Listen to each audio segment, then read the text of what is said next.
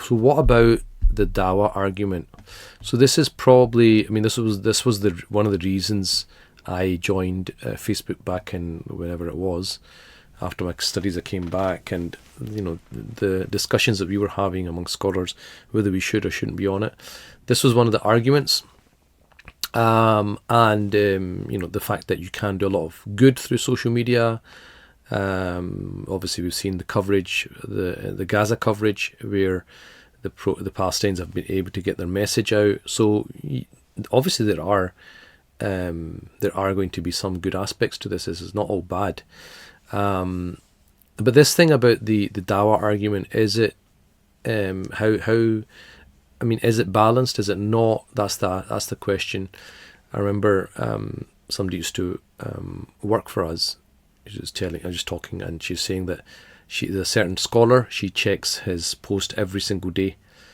So she was getting obviously that. However, the question is, are people just accessing religious knowledge? No, they're not. Most people, they're following multiple things, and the religious scholar is just one of them, but they're checking other things out. And I think this is where the issue arises, because the nature of social media is it's fleeting, it's momentary. You're flicking, you see something, you move on to the next thing, you move on to the next thing, you move on to the next thing. You've seen like 20, 30 different things. So it's not a place where you actually take knowledge from. It'd be the wrong place to learn from. Even though you might see a quote, I've put up quotes in the past as well. It's something that I've changed now in myself, because you put up these quotes, people say, oh, that's amazing, that's made my day, blah, blah, blah, blah. But it's very momentary, because it doesn't bring about a long-term meaningful change in the person. This is the wrong place for that to happen. That happens through company, through learning, through knowledge. The nature of social media, the way it works, we've been looking at it, is that it numbs you. There's a numbing effect. You become desensitized to images. And if you're just scrolling, and this is one of the problems with like looking at even war images, that it becomes too familiar. There's a reason, when the Hajj was over, Umar bin Khattab used to say, the people of Syria to go to Syria, people of Iraq go to Iraq, people of such and such go back to such and such. He didn't want people to linger about in Makkah. Why? Because if you become too familiar with it, you start to lose the sanctity of the place. You become desensitized.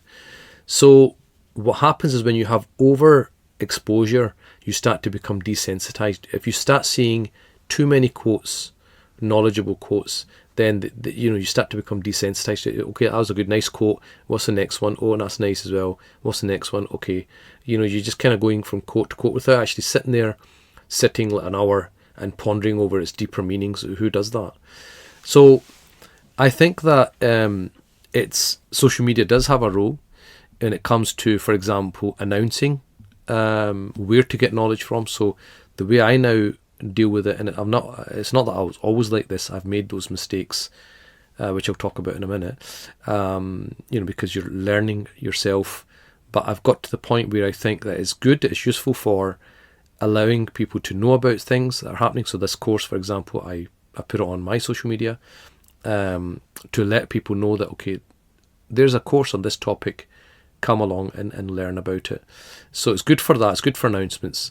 But the problem, I think, when you start putting quotes, especially Quran and Hadith, because Quran and Hadith are not like the sayings of people, is that it gets mixed up with dancing videos, it gets mixed up with other things, and then what happens is it becomes devalued. Because the average person's following football, fashion, news, some Islamic scholars, but when you're scrolling, it's all the same. You're looking at a video, you see a Quranic verse, right? The Qari's got a nice voice. Go to the next video, it's some story of someone talking about something. They go to next. You just keep scrolling, and it's nice for that moment, but then you move on to the next thing, and what happens is it devalues it, and the heart doesn't. When you read that Quran, it doesn't make you stop, put your phone down, and just sit there and think. You're just scrolling, and so it actually hardens the heart towards the scripture, which is, I think, one of the problems. Because if you think about it in the physical realm, when you went to read Quran, you go and do wudu, yeah, isn't it? You go and do wudu, you maybe sit down and you sit in a place, so there's a certain adab, there's a certain etiquette you have because of the Book of Allah. But that adab, that etiquette tends to go. You could be in your gym jams and you're looking at Quranic, listening to Quran, and you're flicking and you're having a hot chocolate at the same time. So it's not got the same etiquette, just the design of it. So we know, great imams like Imam Malik, you had a lot of reverence for Hadith. He would I do wudu or ghusl before narrating a Hadith, but we don't have that same reverence on social media. Scholars of the past knew that knowledge had to be studied, right? Knowledge is something you have to study, you have to have a teacher, and it wasn't for everyone. Long-term studies wasn't for everyone. Also, it took time. It's something that would take time. And so when you have something that takes effort, it takes time, the value of it is higher. When it's easy at your fingertips, right, the effort's not there, it loses that value. And this is, I think, one of the problems that we've got with, all these quotes going up on social media.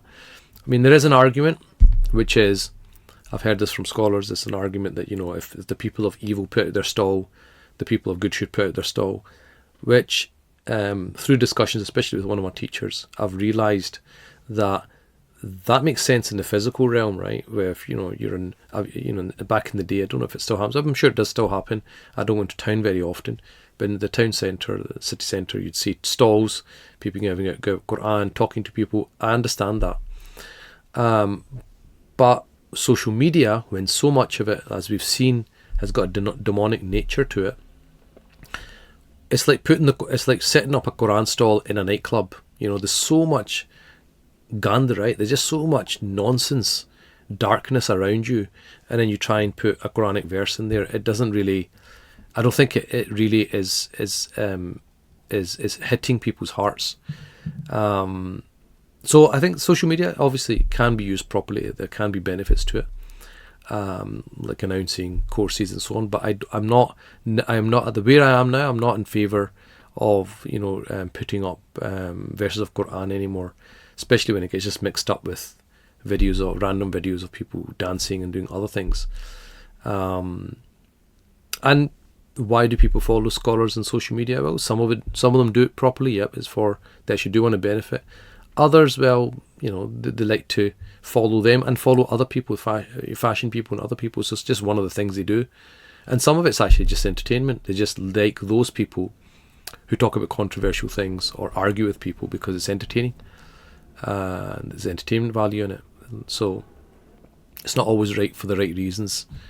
So, I mean, short, what I'm trying to say is that the benefit that's derived on social media from these things, I think, is short-lived. And it doesn't replace the place of proper learning. Proper learning is how you make lifelong changes. I don't think people's lives, for in a deep sense, change through a quote on social media. That's my own perspective. People can free to disagree with me. I don't have a problem with that. But that's my